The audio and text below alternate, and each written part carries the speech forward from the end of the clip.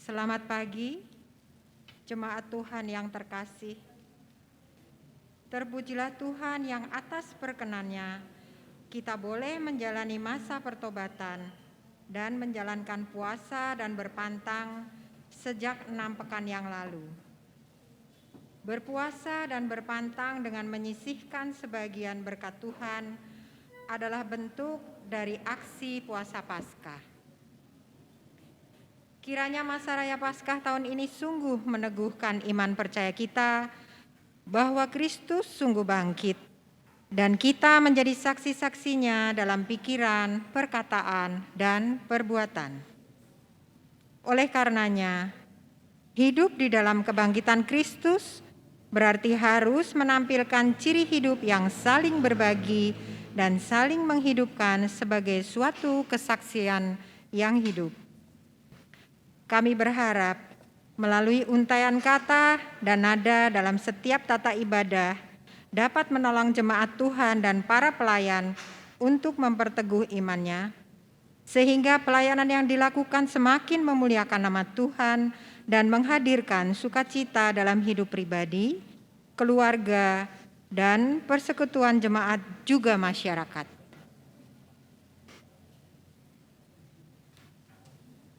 Aksi puasa sudah kita mulai sejak Rabu Abu tanggal 6 Maret 2022 dan akan dikumpulkan pada hari Minggu Paskah 17 April 2022 ini. Adapun aksi puasa Paskah akan digunakan untuk 1. Bantuan untuk Panti Muslimat Pusaka 1 Kuitang. 2. Bantuan untuk Rumah Singgah Antonius Padua Tanah Tinggi Jakarta Pusat. 3. Bantuan untuk SLB Suryawiyata Bekasi. 4. Bantuan untuk bidang pendidikan anak sekolah. 5. Bantuan untuk bidang kesehatan BPJS. Aksi puasa Paskah dapat ditransfer ke rekening gereja GKI Kuitang seperti yang tertera di layar handphone, laptop, televisi, atau dalam warta gereja. Untuk persembahan aksi puasa Paskah, mohon ditambahkan angka 21 pada bagian akhir nominal. Aksi puasa Paskah juga dapat diserahkan dengan menggunakan amplop persembahan yang berwarna biru dan dimasukkan ke dalam kotak persembahan ketiga, kotak nomor 3 yang disediakan di depan altar. Jemaat Tuhan yang terkasih, selamat menghayati sukacita kebangkitan Kristus pada Minggu Paskah ini dan selamat memberikan aksi puasa Paskah yang terbaik dari apa yang telah kita kumpulkan selama masa Prapaskah yang lalu. Tuhan Yesus memberkati. Shalom Aleichem saudara-saudaraku. Selamat pagi, selamat hari Minggu, selamat Paskah, dan salam sejahtera bagi kita sekalian. Majelis GKI Kuitang menyambut penuh sukacita kehadiran saudara-saudara dalam ibadah Minggu Paskah pagi ini, baik yang mengikuti ibadah tatap muka terbatas saat ini di gedung gereja GKI Kuitang, ataupun yang mengikuti secara daring via YouTube GKI Kuitang. Kiranya kehangatan persekutuan dalam ibadah Paskah tahun ini bisa menyegarkan kembali iman percaya jemaat lewat perziarahan spiritual pribadi lepas pribadi, sebab Kristus telah bangkit. Bagi saudara yang baru pertama kali hadir untuk mengikuti ibadah ini dan memerlukan pelayanan gereja lebih lanjut, dapat menghubungi Majelis Jemaat GKI Kuitang via kantor gereja. Nomor kontak yang dapat dihubungi di 021 310 7786 atau via WA di 08 111 007945 atau bisa juga melalui email dengan alamat email kantor@gkikuitang@gmail.com.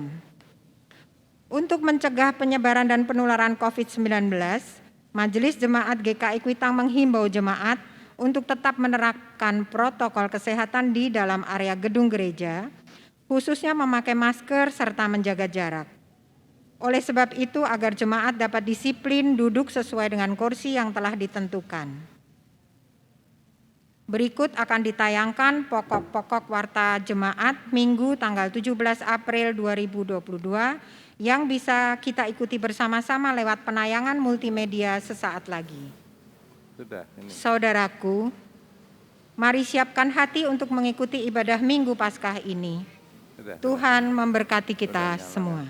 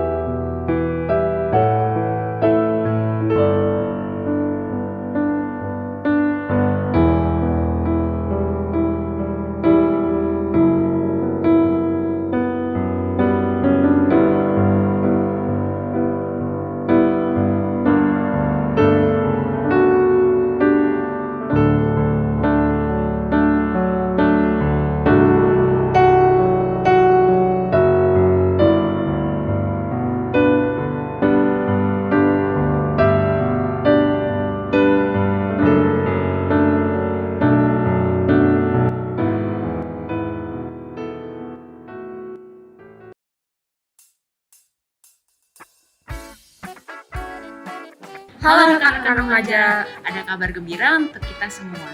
Ibadah Komisi Remaja akan kembali onsite mulai tanggal 24 April 2022. Teman-teman yang hendak ibadah dapat mendaftarkan diri pada link pendaftaran yang ada di Instagram dan grup WhatsApp KM kita. Ibadah remaja akan dimulai pada pukul 9 pagi di ruang serbaguna Gedung GKI Kuitang. Bagi jemaat yang akan hadir di ibadah remaja onsite, mengikut panduan protokol kesehatan yang harus dipatuhi. Sebelum memasuki area gereja, remaja diwajibkan untuk check-in melalui aplikasi Peduli Lindungi dan menunjukkan bukti check-in kepada petugas. Lalu, siapkan screenshot kode pemesanan untuk diperlihatkan kepada petugas ibadah. Remaja juga diwajibkan untuk cek suhu. Selanjutnya, cucilah tangan pada wastafel yang tersedia. Asyah Komisi Remaja akan menyambut jemaat di depan ruang serbaguna untuk menunjukkan tempat duduk yang sesuai. Kami sangat mengharapkan kehadiran rekan-rekan remaja di ibadah onsite perdana kami. Sampai jumpa minggu depan!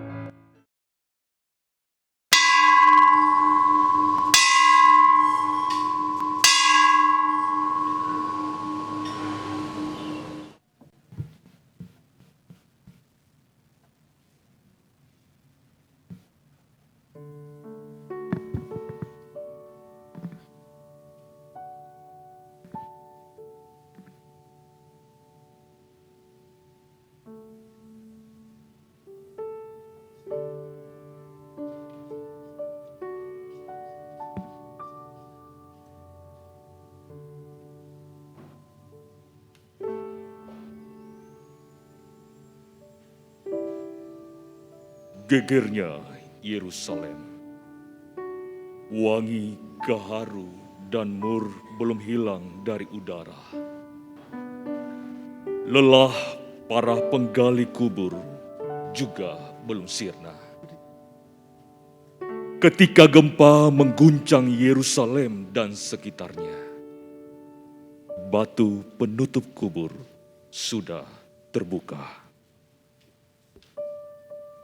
Masih terngiang jelas perintah para perwira. Siapa sangka pemuka agama menjadi sebabnya. Serdadu mesti bersiaga menunggu hari ketiga. Tetapi pagi itu, kemana perginya para penjaga? Yerusalem geger karena para perempuan membawa berita. Tersiar kabar tentang kubur kosong yang menjadi cerita. Kebangkitan sang guru telah menjadi warta utama. Pemuka agama menyusun muslihat bahwa murid mencuri mayatnya. Yerusalem geger karena sebuah fakta. Sang guru menampakkan diri di mana-mana. Iman pun menjadi sebuah pegangan jiwa bahwa keselamatan itu sungguh nyata. Tegak terus megah, haleluya.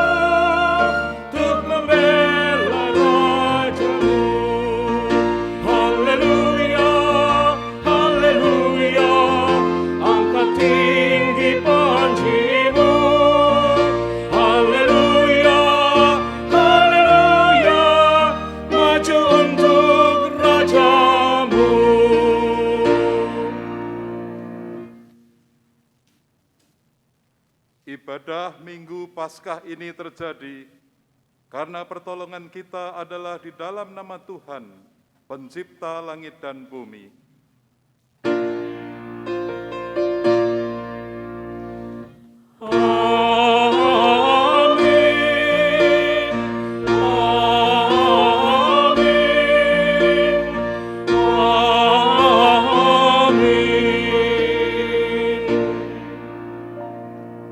Kasih karunia dan damai sejahtera dari Allah Bapa kita dan dari Tuhan Yesus Kristus dalam persekutuan dengan Roh Kudus menyertai saudara dan menyertai engkau juga.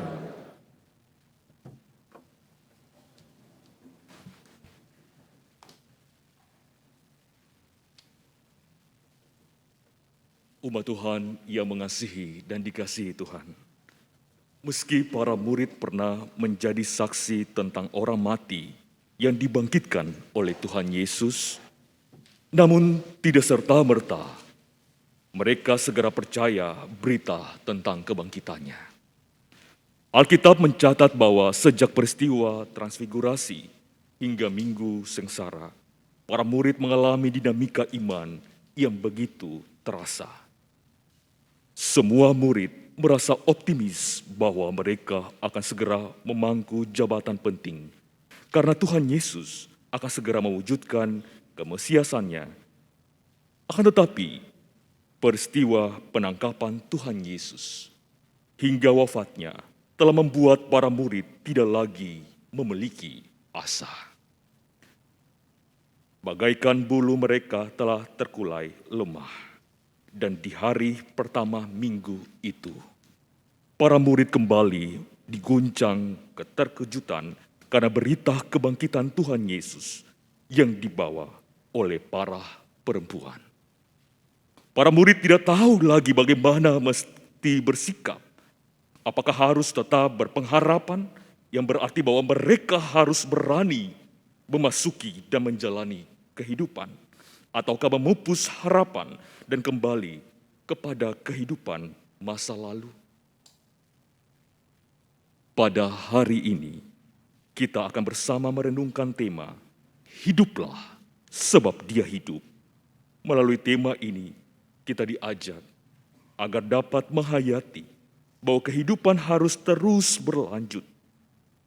Dengan demikian, kita mesti berani memasuki kehidupan itu dengan sebuah keyakinan bahwa Tuhan Yesus adalah Sang Hidup yang selalu setia untuk menuntun kita.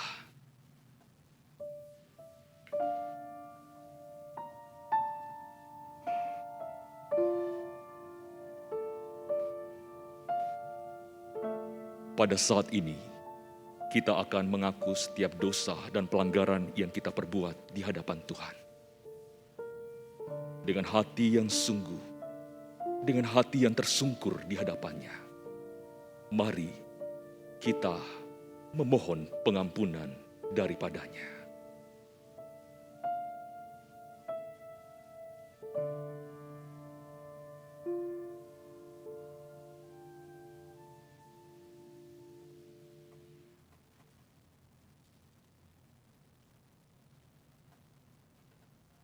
Ya Tuhan,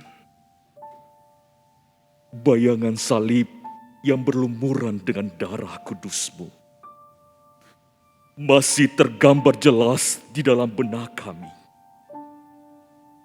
Teriakan-Mu saat mengatakan, "Ya Allahku, mengapa Engkau meninggalkanku?" Masih terngiang di dalam pendengaran kami. Semua itu telah membuat hati kami hancur, ya Tuhan. Bukankah seharusnya kamilah yang menanggung siksa karena dosa itu?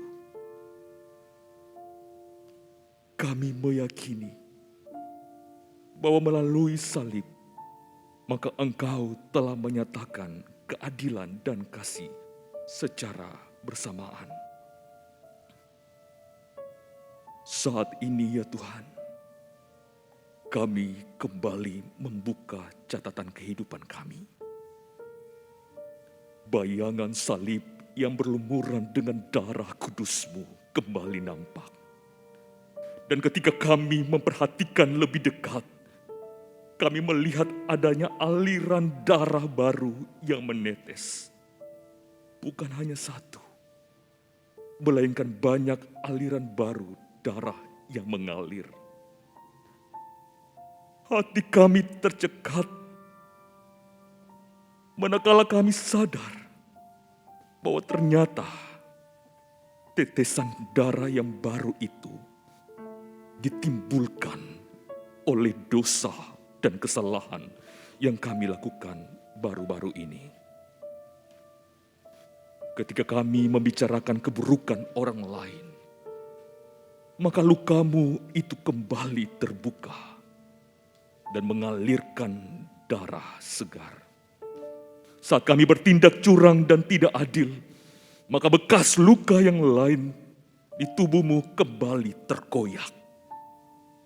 Manakala tangan kami melakukan hal yang buruk, maka bekas luka di tangan dan kakimu itu kembali mengucurkan darah. Dan ketika kami meninggalkanmu karena keegoisan diri, maka bekas luka-luka di kepalamu kembali berdarah. Tuhan, ternyata kami telah menyalibkanmu kembali melalui pikiran, melalui tindakan, melalui perkataan kami, ya Tuhan. Dengan semua kegagalan dan dosa ini, kami datang memohon ampun kepadamu, ya Kristus. Kami rindu untuk melanjutkan hidup kami dengan hati dan pikiran yang baru, agar kami dapat mendengar seperti murid dan bertindak seturut dengan teladan-Mu, sehingga kami dapat terus berupaya supaya kami tidak membuat bekas luka di tubuh-Mu kembali meneteskan darah. Kami serahkan doa kami ke dalam tangan-Mu yang perkasa, namun penuh dengan kelembutan. Terima kasih Tuhan. Terima kasih Tuhan Yesus. Amin.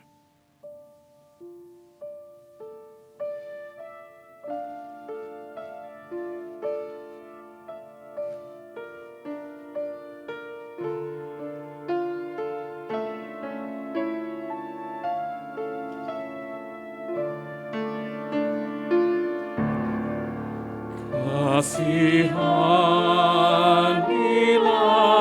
aku yang lemah, ya Tuhan Maha Kuasa.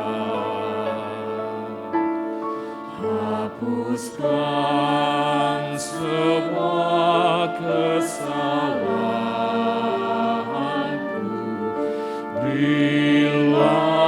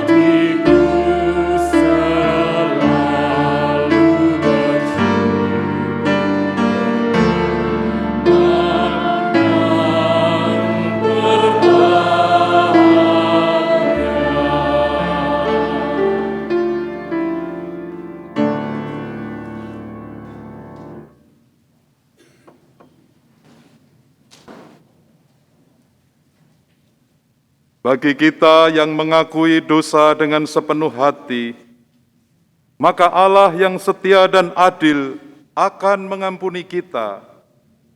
Inilah penegasan Tuhan atas pengampunannya melalui surat 1 Tesalonika pasal 5 ayat 9 dan 10 yang demikian. Karena Allah tidak menetapkan kita untuk ditimpa murka, tetapi untuk beroleh keselamatan oleh Yesus Kristus Tuhan kita, yang sudah mati untuk kita, supaya entah kita berjaga-jaga, entah kita tidur, kita hidup bersama-sama dengan Dia. Demikianlah berita anugerah dari Tuhan.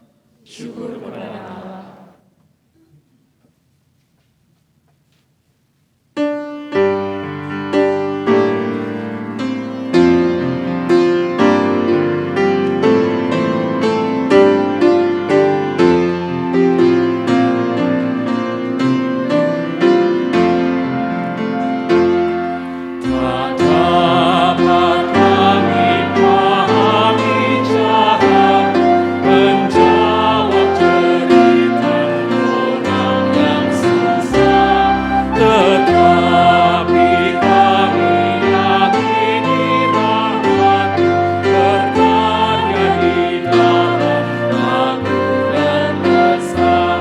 Tangan-Mu yang luka disalib, meraih, merangkul, serta memulihkan, membuat orang yang mati asanya kembali bangkitlah bersama-Mu. Luka di hati yang tak kunjung pergi, dan rasa bersalah di masa lalu, gentarnya hadapi masa mendatang, berpadu membuat hati tertekan. Tetapi kasih-Mu nyatalah, memberi pemulihan yang tak terbayangkan. Lenyaplah gaduh yang hantui diri, kami pun berani melangkah lagi.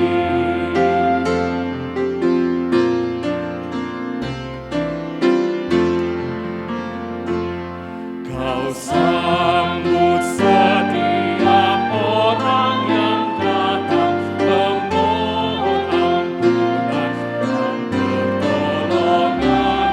Tangan-Mu Sang Juru Selamat dunia, berkarya di dalam sentuhan teman.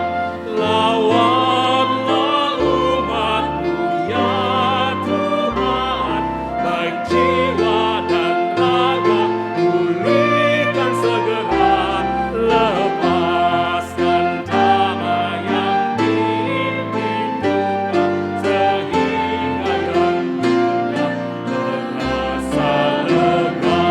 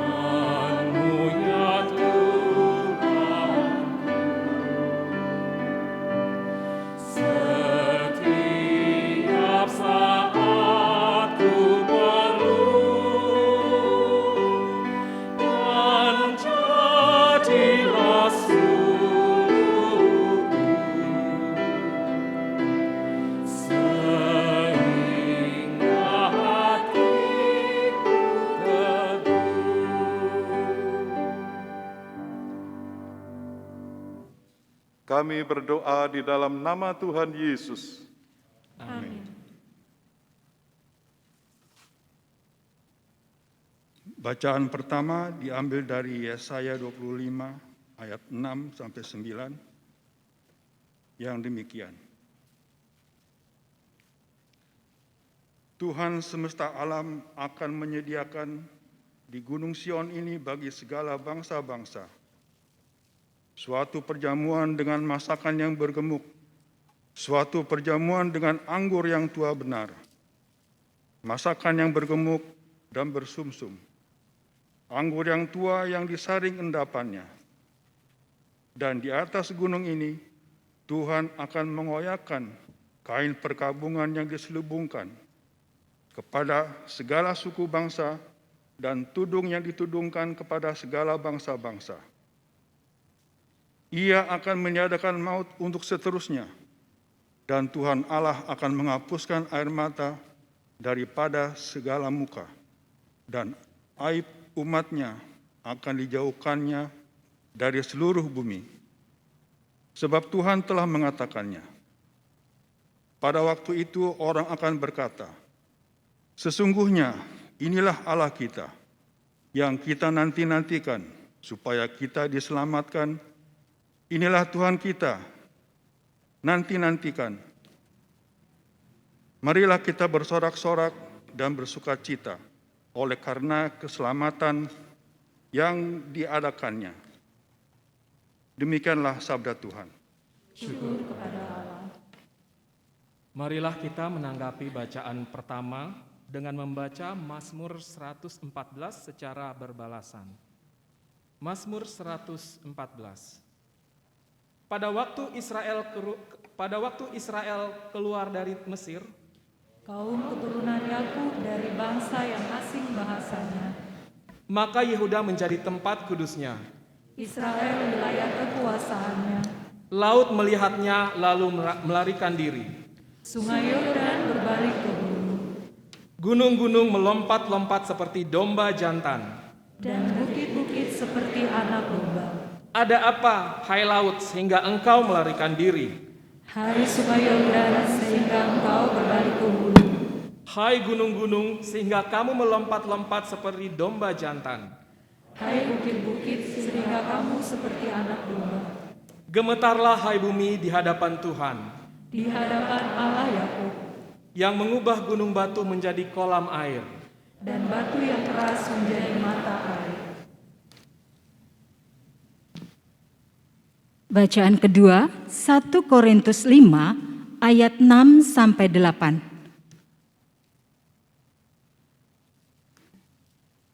Yang demikian, kemegahanmu tidak baik. Tidak tahukah kamu bahwa sedikit ragi menghampiri seluruh adonan? Buanglah ragi yang lama itu, supaya kamu menjadi adonan yang baru. Sebab kamu memang tidak beragi. Sebab anak domba Paskah kita juga telah disembelih, yaitu Kristus. Karena itu, marilah kita berpesta, bukan dengan ragi yang lama, bukan pula dengan ragi keburukan dan kejahatan, tetapi dengan roti yang tidak beragi, yaitu kemurnian dan kebenaran. Demikianlah sabda Tuhan. syukur kepada Allah.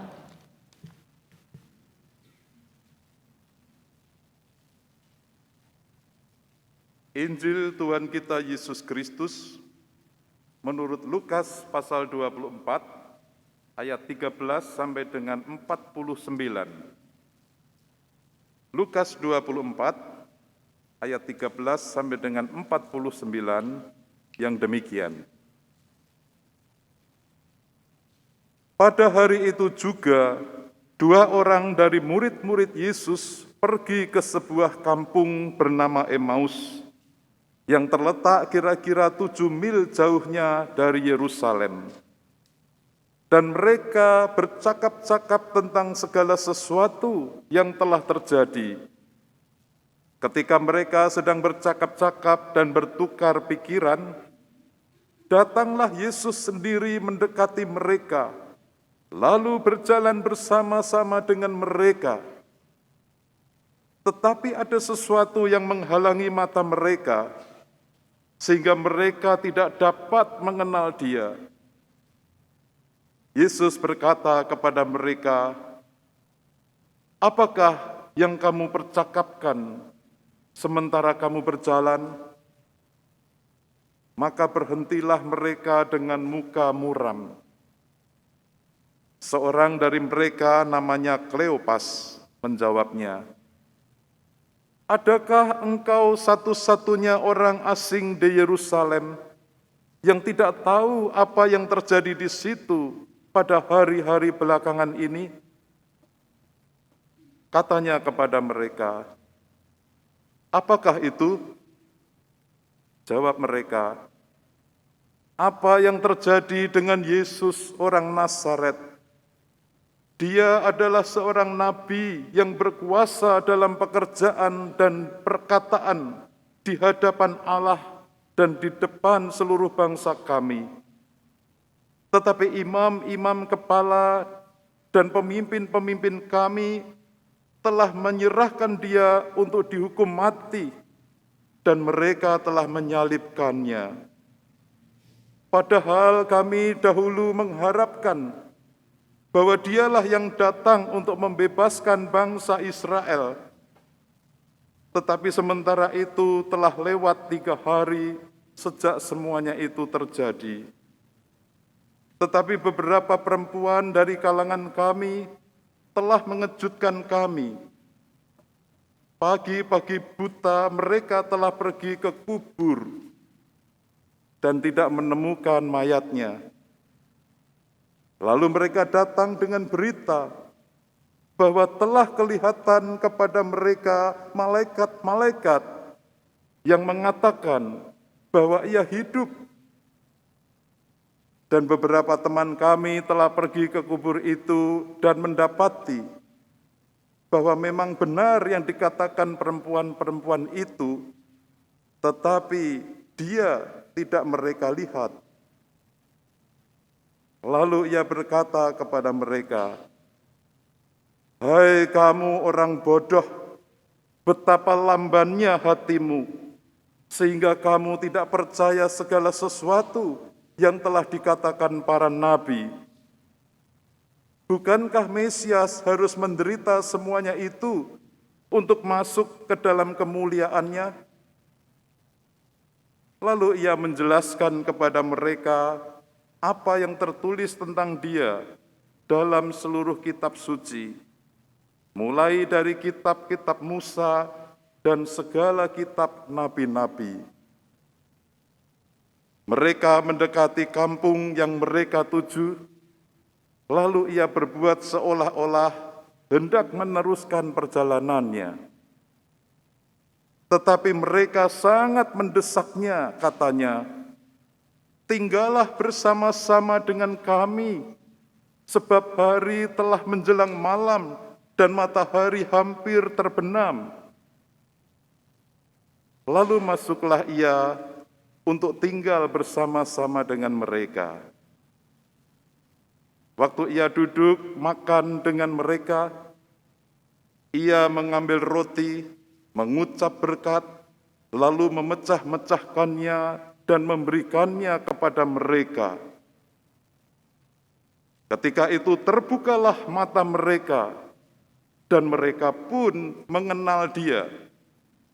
Tetapi Ia lenyap dari tengah-tengah mereka. Kata mereka seorang kepada yang lain, "Bukankah hati kita berkobar-kobar ketika Ia berbicara dengan kita di tengah jalan, dan ketika Ia menerangkan kitab suci kepada kita?" Lalu bangunlah mereka dan terus kembali ke Yerusalem. Di situ mereka mendapati ke-11 murid itu. Mereka sedang berkumpul bersama-sama dengan teman-teman mereka. Kata mereka itu, "Sesungguhnya Tuhan telah bangkit dan telah menampakkan diri kepada Simon." Lalu kedua orang itu pun menceritakan apa yang terjadi di tengah jalan dan bagaimana mereka mengenal Dia pada waktu Ia memecah-mecahkan roti. Dan sementara mereka bercakap-cakap tentang hal itu, Yesus tiba-tiba berdiri di tengah-tengah mereka dan berkata kepada mereka, "Damai sejahtera bagi kamu." Mereka terkejut dan takut dan menyangka bahwa mereka melihat hantu. Akan tetapi Ia berkata kepada mereka, "Mengapa kamu takut? Mengapa kamu terkejut? Dan apa sebabnya di dalam hati kamu? Lihatlah tanganku dan kakiku. Aku sendirilah ini. Rabalah aku dan lihatlah. Karena hantu tidak ada daging dan tulang, seperti yang kamu lihat padaku." Sambil berkata demikian, Ia memperlihatkan tangan dan kakinya kepada mereka. Dan ketika mereka belum percaya karena girangnya dan masih heran, berkatalah Ia kepada mereka, "Adakah padamu makanan di sini?" Lalu mereka memberikan kepadanya sepotong ikan goreng. Ia mengambilnya dan memakannya di depan mata mereka. Ia berkata kepada mereka, "Inilah perkataanku yang telah kukatakan kepadamu ketika aku masih bersama-sama dengan kamu, yakni bahwa harus digenapi semua yang ada tertulis tentang aku di dalam kitab Taurat Musa dan kitab nabi-nabi dan kitab Mazmur." Lalu Ia membuka pikiran mereka sehingga mereka mengerti kitab suci. Katanya kepada mereka, "Ada tertulis demikian, Mesias harus menderita dan bangkit dari antara orang mati pada hari yang ketiga. Dan lagi, dalam namanya, berita tentang pertobatan dan pengampunan dosa harus disampaikan kepada segala bangsa, mulai dari Yerusalem. Kamu adalah saksi dari semuanya ini. Dan aku akan mengirim kepadamu apa yang dijanjikan Bapa-Ku. Tetapi kamu harus tinggal di dalam kota ini, sampai kamu diperlengkapi dengan kekuasaan dari tempat tinggi." Demikianlah Injil Tuhan Yesus Kristus. Berbahagialah mereka yang mendengarkan firman Allah dan yang memeliharanya. Haleluya.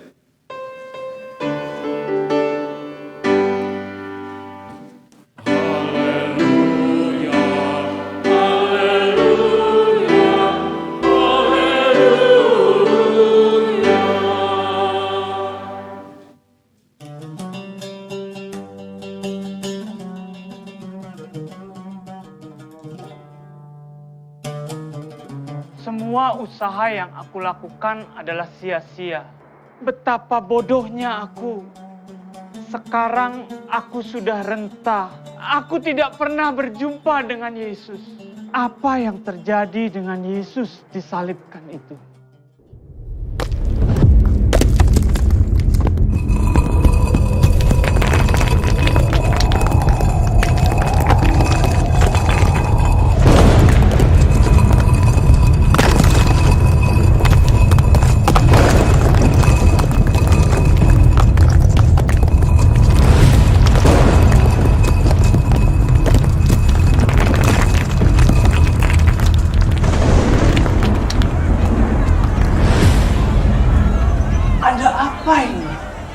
Pagi-pagi sudah ribut. Di sana, saya dengar ada kegaduhan. Ada apa ini? Apakah engkau satu-satunya orang asing di Yerusalem ini yang tidak tahu apa yang terjadi? Memangnya ada apa? Tidakkah engkau mendengar bahwa mayat Yesus tidak ada? Para murid bilang, Yesus bangkit. Tapi imam-imam kepala dan prajurit Romawi bilang, mayatnya dicuri. Terus bagaimana? Jangan tanya saya lah. Udah.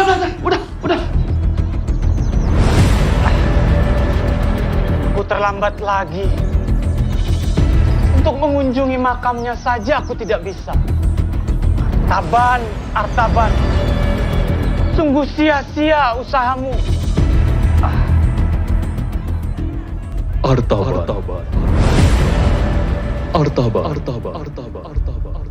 Siapa engkau? Aku tidak bisa melihatmu. Artaban, aku kagum terhadapmu. Semangatmu tetap hidup untuk mencari Dia yang hidup. Siapakah engkau di sana? Aku tak mengerti maksudmu. Artaban, aku adalah bayi kudus yang engkau cari itu. Akulah Yesus. Tetapi engkau sudah wafat di hari Jumat lalu. Mana mungkin? Betul, Artaban. Namun engkau pasti pernah mendengar tentang tanda Nabi Yunus, bukan? Hal itu sudah aku penuhi. Aku memang wafat, namun hari ini aku telah bangkit. Tapi Tuan, aku gagal berjumpa denganmu. Artaban, engkau tidak gagal. Ketahuilah bahwa sesungguhnya engkau sudah bertemu dengan aku beribu-ribu kali. Apa maksudmu, Tuan? Ya, wajahku ada di wajah orang-orang yang telah engkau tolong itu. Sesungguhnya engkau sudah melayani aku dengan baik. Aku belum mengerti maksud Tuan. Artaban, pertolongan apa saja yang telah kamu lakukan untuk orang-orang yang menderita itu, sesungguhnya semua itu persembahanmu bagi aku. Engkau telah memberikan hidupmu bagiku. Tapi Tuan, sekarang lanjutkanlah hidupmu dan hiduplah sebab aku hidup.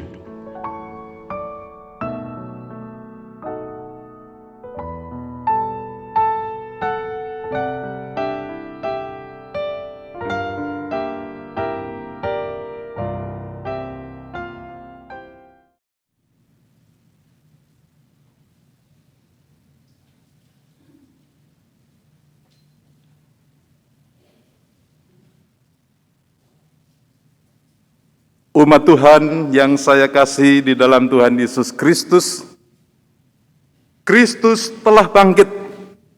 Selamat Paskah buat saudara-saudara semua. Baik yang ada di gedung ini maupun yang ada di rumah masing-masing. Saudara-saudara, hari ini kita merayakan Paskah. Justru di tengah-tengah kerapuhan hidup manusia. Seperti yang dialami oleh para murid pada waktu itu.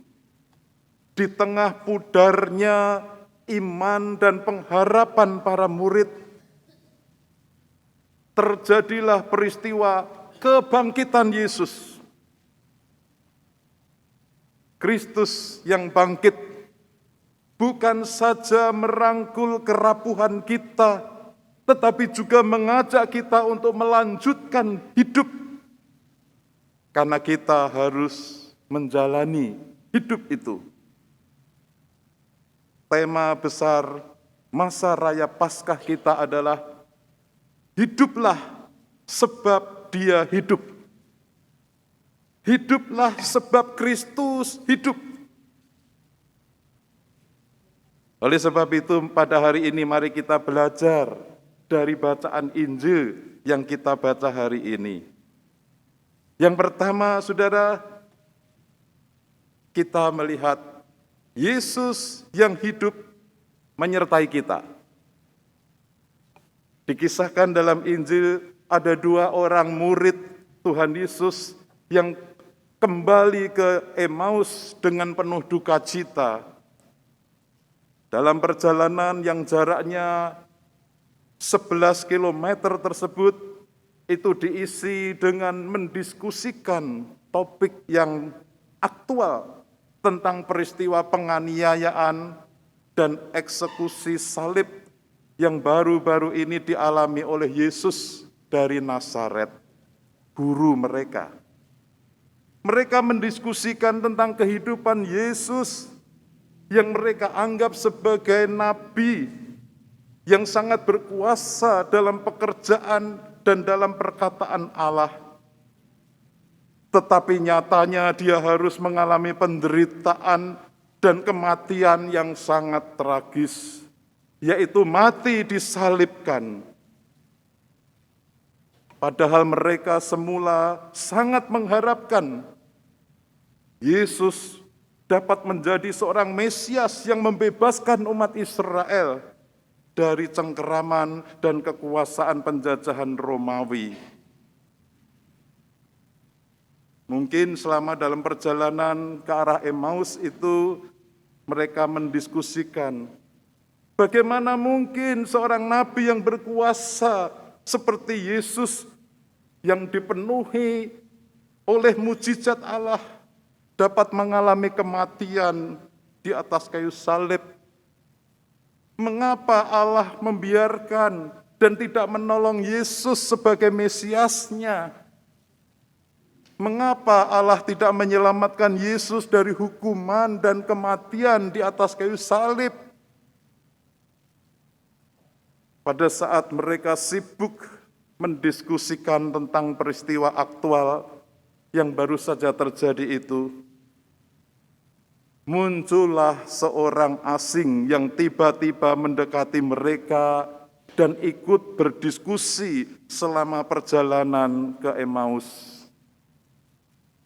Kedua orang murid Yesus tersebut sama sekali tidak menyadari bahwa orang yang bersama-sama dengan mereka itu adalah Tuhan Yesus yang sudah bangkit itu.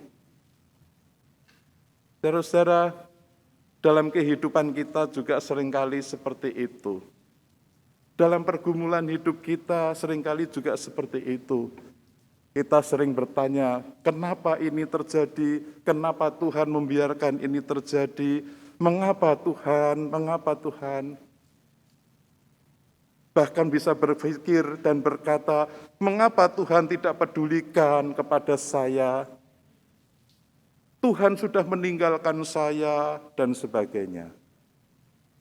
Tetapi ketahuilah saudara-saudara, bahwa sesungguhnya Tuhan Yesus yang hidup itu tidak pernah meninggalkan saudara. Tuhan Yesus tetap menyertai saudara di tengah-tengah pergumulan hidup saudara, di tengah-tengah kerapuhan saudara.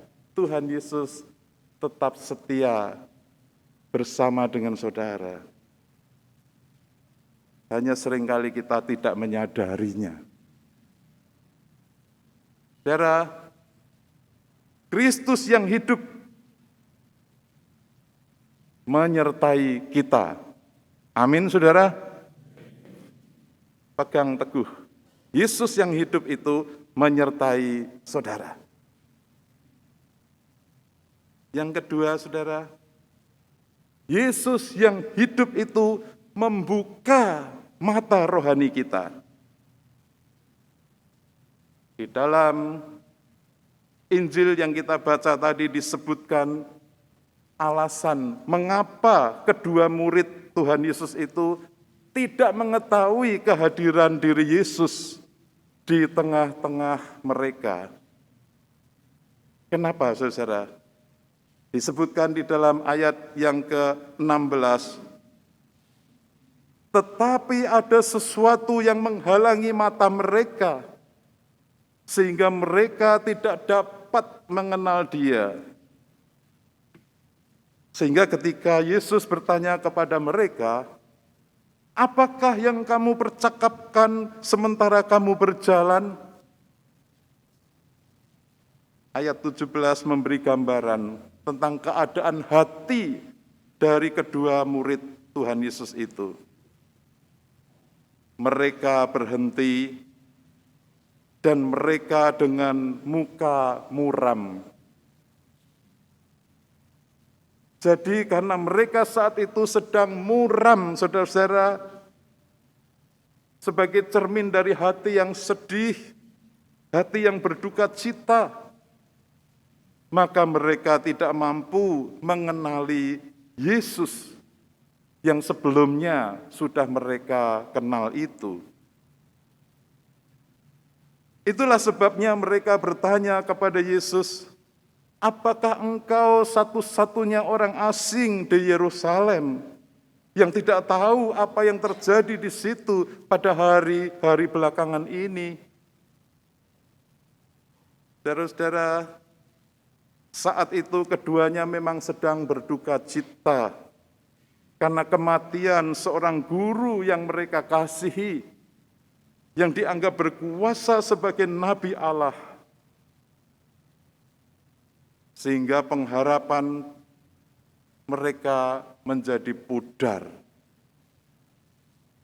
Saudara-saudara, kita tidak tahu apa maksud kedua murid Yesus itu pergi ke Emmaus.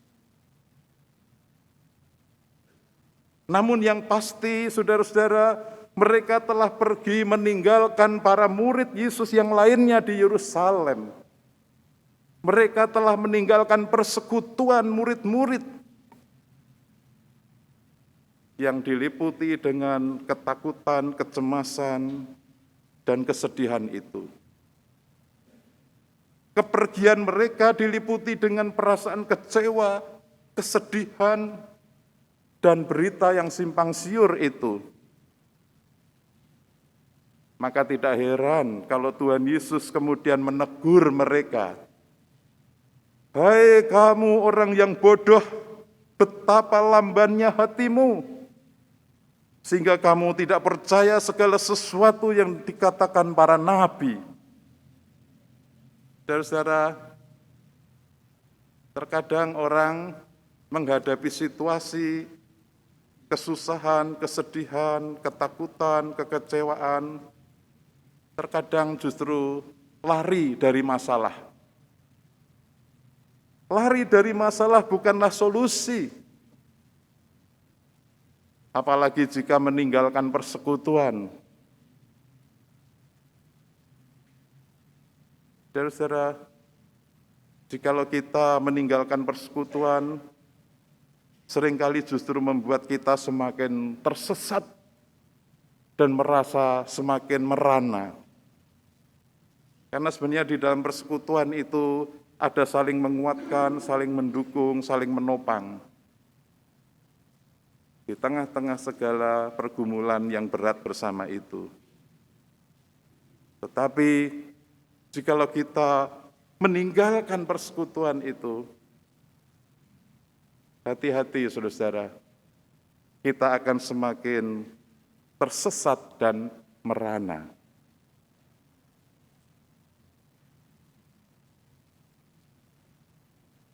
Saudaraku yang dikasihi Tuhan, ketika dua orang murid ini tidak percaya dan mulai meninggalkan persekutuan, ternyata Tuhan tetap menyertai mereka, ternyata Tuhan tetap sabar kepada mereka. Tuhan mau menegur supaya mereka kembali kepada Tuhan, kepada persekutuan. Saudara, Tuhan Yesus kemudian menjelaskan kepada mereka tentang apa yang tertulis di dalam seluruh kitab suci, mulai dari kitab Musa dan kitab para nabi, diceritakan semuanya tentang Mesias itu. Nah, menarik sekali saudara-saudara, ketika mereka hampir sampai di Emmaus, disebutkan Tuhan Yesus itu berbuat seolah-olah ingin meneruskan perjalanannya. Tetapi kedua murid itu sangat mendesak dia untuk tinggal bersama-sama dengan mereka. Mereka berkata, "Tinggallah bersama-sama dengan kami, sebab hari telah menjelang malam dan matahari hampir terbenam." Saudara-saudara, ungkapan permohonan dari kedua murid Tuhan Yesus ini agar Yesus mau bersama-sama tinggal dengan mereka, itu memberi kesan bahwa mereka itu sangat takjub dan terkesan dengan seluruh sikap dan perkataan Yesus saat itu yang menjelaskan makna kitab suci selama perjalanan mereka itu.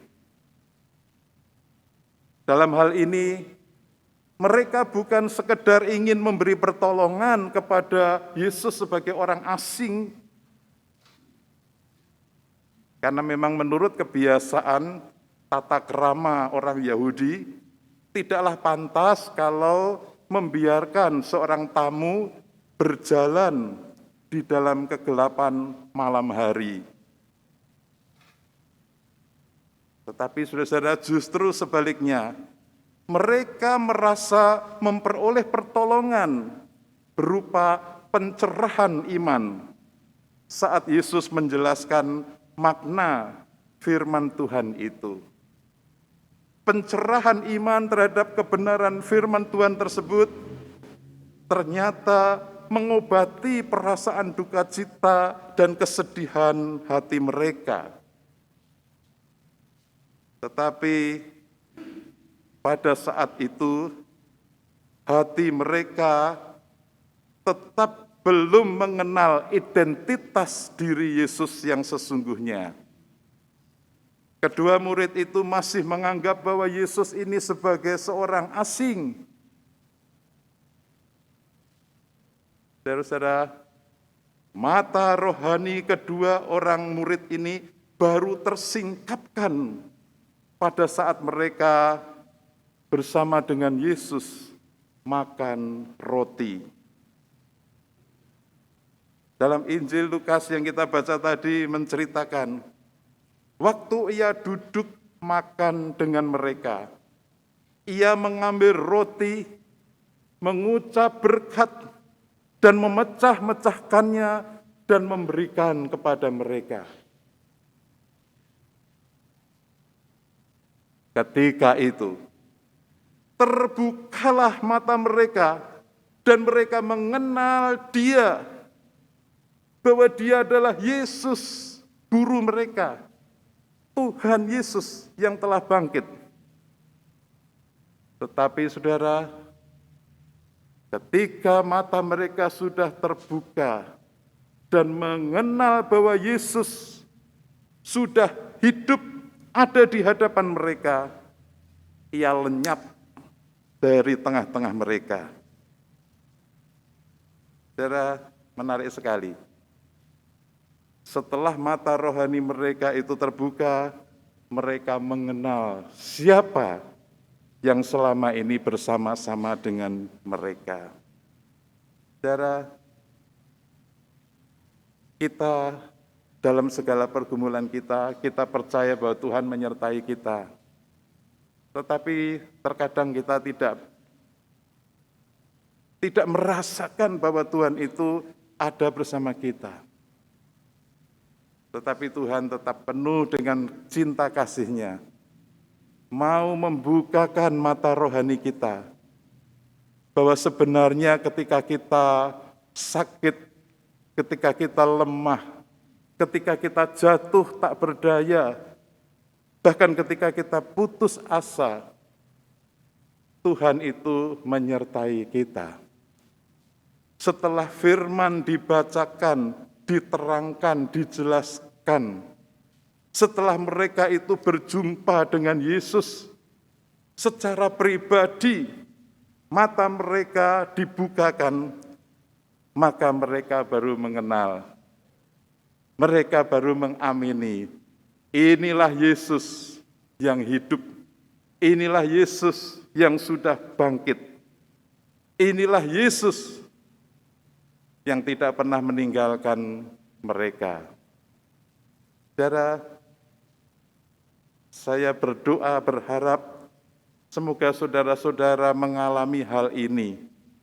Mengenal Yesus secara pribadi, mengalami perjumpaan dengan Yesus secara pribadi. Karena Yesus yang hidup, Yesus yang sudah bangkit itu tidak pernah meninggalkan saudara. Yang meninggalkan itu adalah kita seringkali. Maka saudara-saudara, kalau kita mengenal Dia, pasti ada perubahan. Perubahan di dalam pikiran kita, perubahan di dalam sikap kita. Seperti yang dialami oleh 2 orang murid di Emmaus ini. Oleh sebab itu yang ketiga kita renungkan, Kristus yang hidup menjadi sumber kekuatan untuk bersaksi. Saudara, setelah kedua murid Tuhan Yesus tersebut dapat mengenali Tuhan Yesus yang telah bangkit dan tidak menganggap ini adalah orang asing, meskipun Yesus tidak ada di hadapan mereka secara kasat mata, tetapi mereka sudah mengenal Yesus yang hidup itu. Ada perubahan yang luar biasa. Ada kekuatan yang baru untuk bersaksi, untuk menceritakan tentang Tuhan Yesus. Saudara-saudara, apa yang dikatakan di sini? Lalu bangunlah mereka dan terus kembali ke Yerusalem. Di situ mereka mendapati ke-11 murid itu. Mereka sedang berkumpul bersama-sama teman-teman mereka. Saudara, luar biasa ya. Perjumpaan mereka dengan Tuhan Yesus yang bangkit itu menghasilkan suatu perubahan sikap dan spiritualitas. Walaupun mereka di Emmaus belum sempat beristirahat dan hari telah menjelang malam, mereka berdua memutuskan untuk pergi kembali ke Yerusalem untuk menemui murid-murid yang lain. Mereka ingin memberitahukan, mereka ingin bersaksi, mereka ingin membawa kabar gembira yang mereka alami itu. Mereka telah mengalami perjumpaan dengan Tuhan Yesus yang bangkit, Tuhan Yesus yang hidup itu. Saudara, apabila mereka semula wajah mereka itu muram, penuh kesedihan, penuh rasa duka cita saat berjalan dari Yerusalem ke Emmaus, tetapi kini wajah mereka diliputi dengan perasaan sukacita yang luar biasa. Mereka kembali ke Emmaus, mereka kembali ke Yerusalem dengan penuh kekuatan yang baru. Karena sudah berjumpa dengan Yesus yang hidup itu. Mereka berdua tidak lagi menganggap bahwa Yesus yang bangkit itu adalah berita kabar burung, apalagi kabar hoax, bukan. Sebab mereka mengalami sendiri perjumpaan pribadi dengan Tuhan Yesus yang bangkit. Mereka tidak lagi menganggap kebangkitan Yesus itu hanya kabar dari orang lain, tetapi mereka sendiri mengalami peristiwa karena mata rohani mereka dicelikkan oleh Tuhan Yesus. Saudara-saudara yang dikasihi Tuhan, Tuhan Yesus adalah Tuhan yang hidup, maka menjadi kekuatan, sumber kekuatan bagi kita untuk kita bersaksi, membawa kabar baik kepada sesama kita tentang kasih Allah yang besar, tentang anugerah keselamatan yang daripadanya. menjadi sumber kekuatan bagi kita untuk menjalani kehidupan sehari-hari di tengah-tengah segala pergumulan hidup kita masing-masing. Kristus yang hidup menjadi sumber kekuatan saudara. Amin, saudara.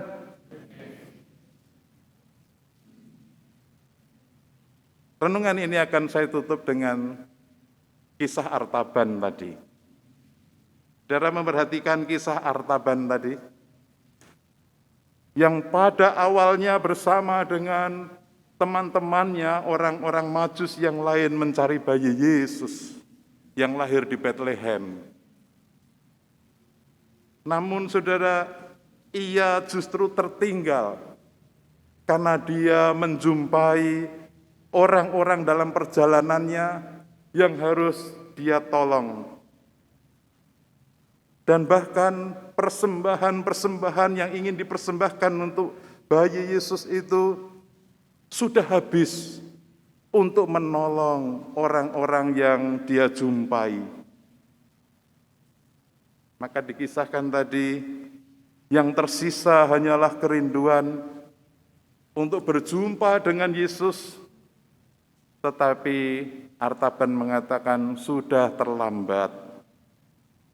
Ada kerinduan untuk menengok makam Yesus, namun juga tidak kesampaian karena diberitakan bahwa mayat Yesus dicuri. Artaban kemudian mengatakan, sungguh sia-sia hidupku. Artaban sampai begitu ya, sia-sia hidupku. Benarkah hidup Artaban itu sia-sia? Saudara-saudara, di tengah-tengah kesedihan dan kegalauan Artaban tadi, terdengar suara yang memanggil, Artaban, Artaban, aku kagum terhadapmu. Semangatmu tetap hidup untuk mencari Dia yang hidup. Dia tidak mengerti ini suara ini siapa. Siapakah engkau? Lalu suara itu mengatakan, akulah bayi kudus yang engkau cari itu. Akulah Yesus. Pasti engkau pernah mendengar tanda Nabi Yunus. Aku sudah menggenapinya. Memang aku sudah mati. Namun hari ini aku telah bangkit. Sesungguhnya engkau telah melakukan pertolongan untuk orang-orang yang menderita itu. Sesungguhnya engkau melakukan semuanya itu untuk aku. Sesungguhnya semuanya itu adalah persembahan bagiku. Engkau telah memberikan hidupmu bagiku. Sekarang lanjutkanlah hidupmu dan hiduplah sebab aku hidup. Saudara-saudara, biarlah kita seperti Artaban. Kita mau melanjutkan perjalanan hidup kita sebab Kristus hidup. Kita mau terus berjuang sebab Kristus hidup. Kita mau terus melayani sebab Kristus hidup. Kita mau memuliakan Dia karena Kristus hidup. Lanjutkanlah hidupmu sebab Kristus hidup. Katakan kepada saudara di sebelah kiri kanan saudara, lanjutkan hidupmu sebab Yesus hidup.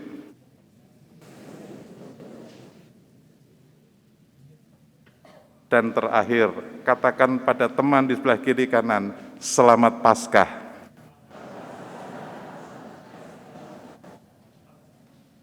Amin. Tuhan memberkati.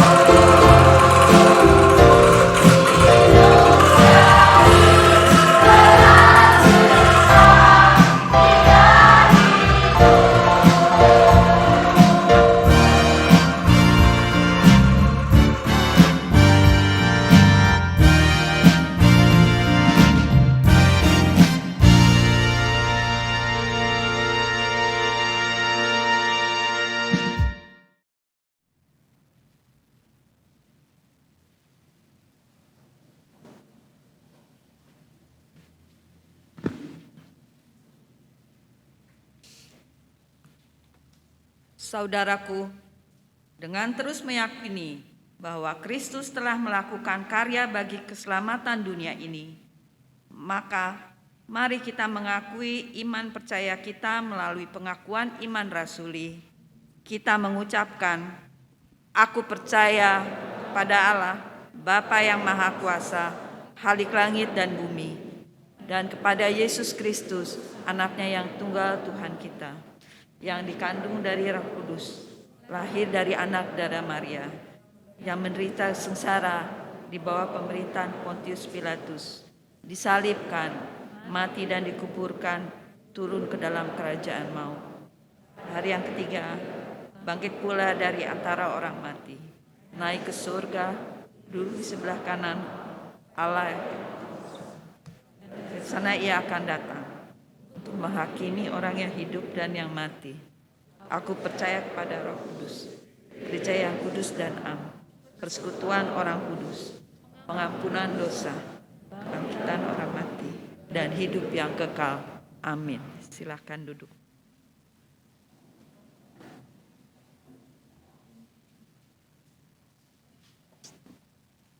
Mari kita menaikkan doa syafaat.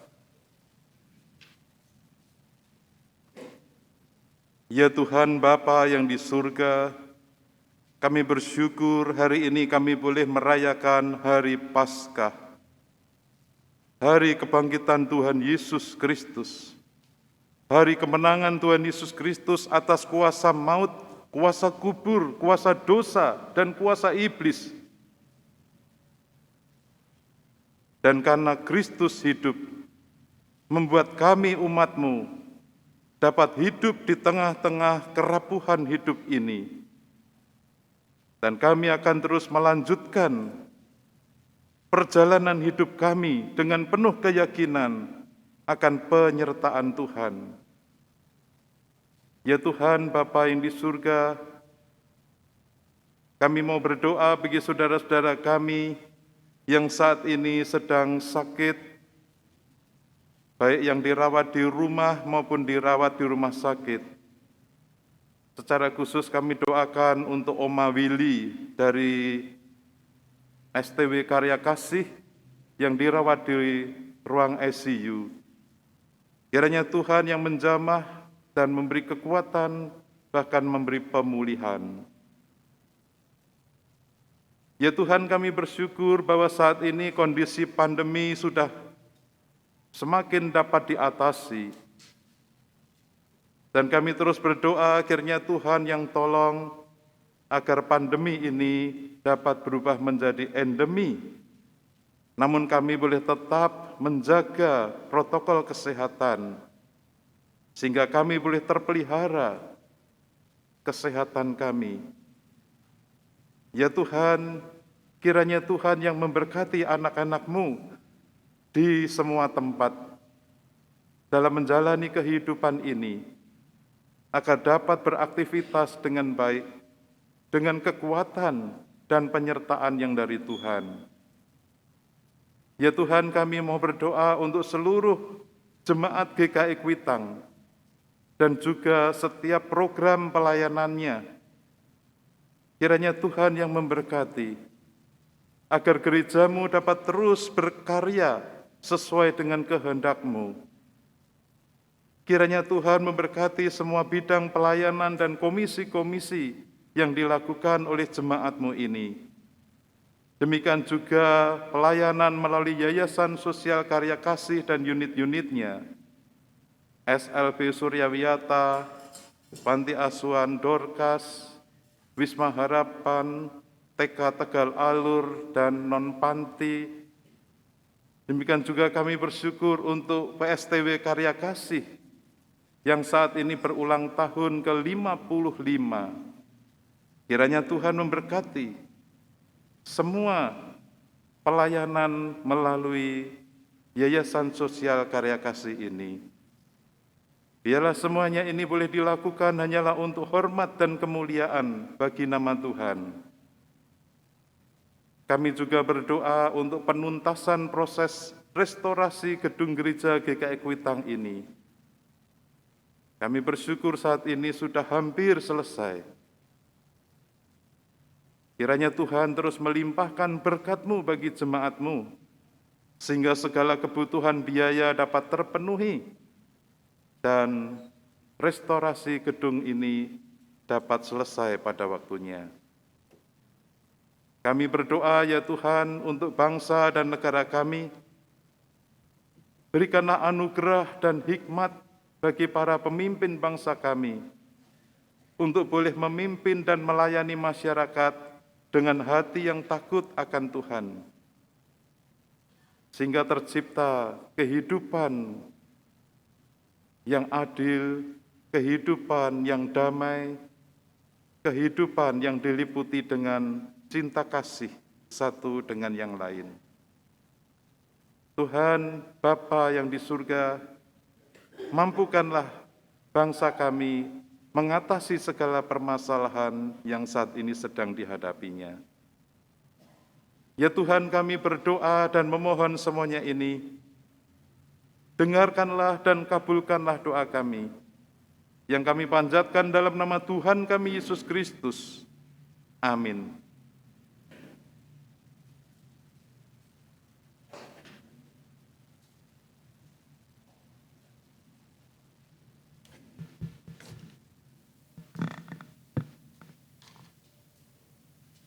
Bapak Ibu yang terkasih, kini tiba saatnya untuk menyatakan rasa syukur kita dalam ibadah ini dalam bentuk persembahan yang akan kita bawa ke hadapan Tuhan.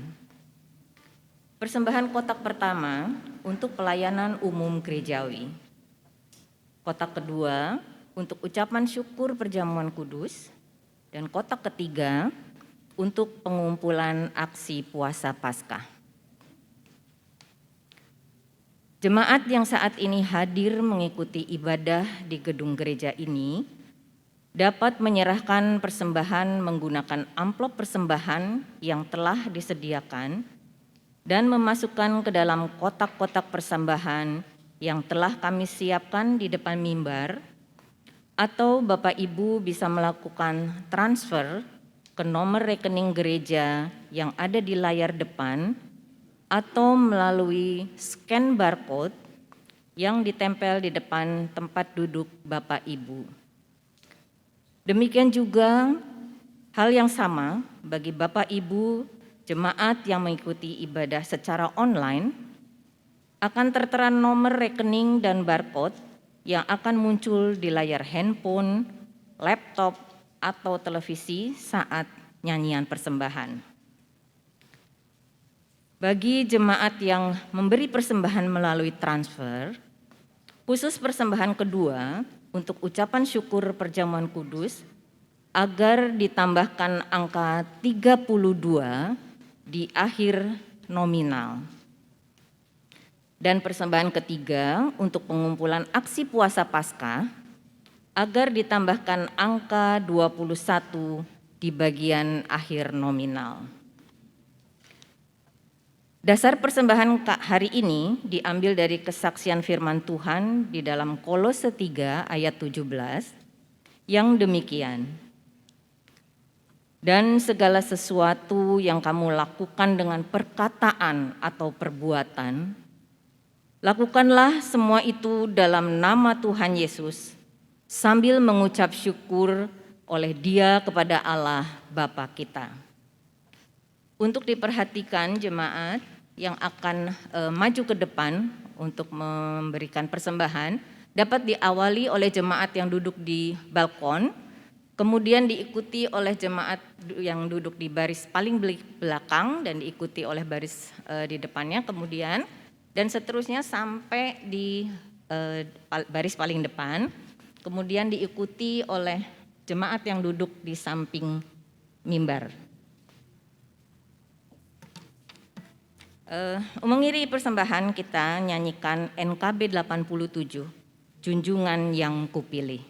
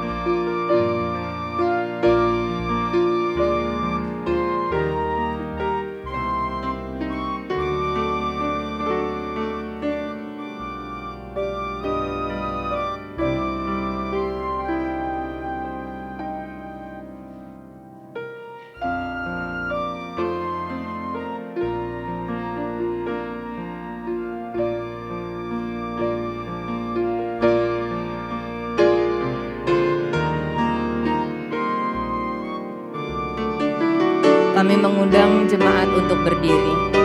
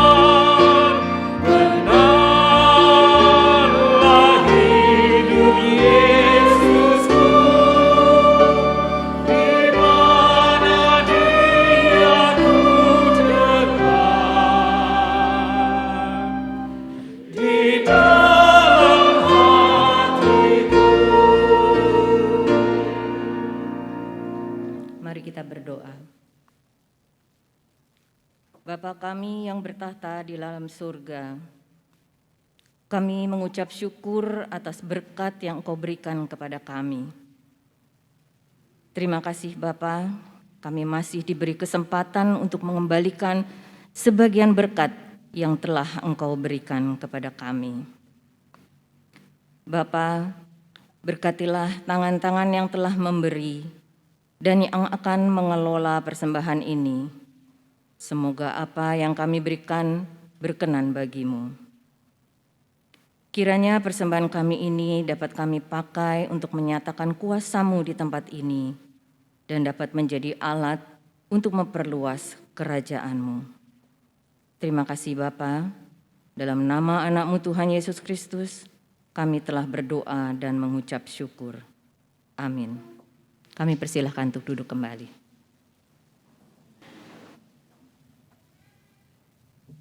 Jemaat diundang bangkit berdiri.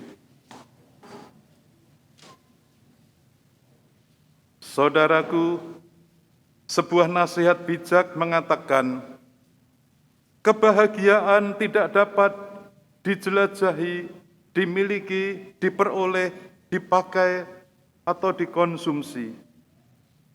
Kebahagiaan adalah pengalaman spiritual hidup setiap menit dengan cinta, rahmat, dan syukur. Mari kita dapat mengalami kebahagiaan dengan persiarahan spiritual kehidupan kita, sebab Kristus telah bangkit. Mari kita bersikap berani untuk hidup, sebab Dia hidup.